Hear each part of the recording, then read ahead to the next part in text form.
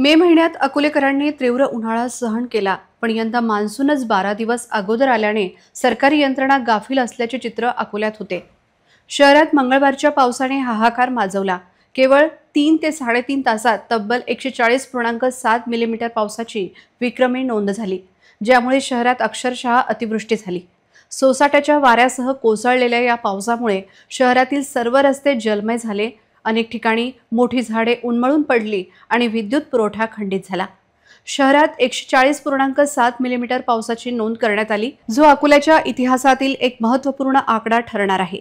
मुसळधार पावसामुळे नद्या आणि नाल्यांमधील पाण्याच्या प्रवाहात वाढ झाली आहे। एकंदरच जून महिन्याआधीच या पावसाने जिल्ह्यात अक्षरशः थैमान घातले आहे।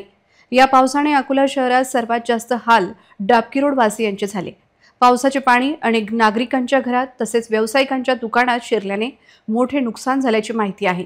शहरातील शास्त्री स्टेडियम, वसंत देसाई मैदान तसेच आंबेडकर मैदानावर सर्वत्र पाणी साचल्याने या मैदानांना अक्षरशः तलावाचे स्वरूप प्राप्त झाले होते। या भीषण नैसर्गिक आपत्तीची पूर्वकल्पना आपत्ती व्यवस्थापन विभागाने, जिल्हा प्रशासनाने किंवा महापालिका प्रशासनाने लाखो अकोलेकरांना देण्याची गरज होती।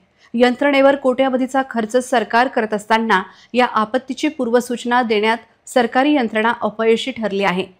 पालकमंत्री आकाश पुणकर यांनी अकोल्यात झालेल्या अतिवृष्टीचा आढावा घेण्याची गरज असून झालेल्या नुकसानीचे नुसते पंचनामेच नाही तर शेतकऱ्यांना व सर्वसामान्यांना मदत देण्याची गरज व्यक्त केली जात आहे।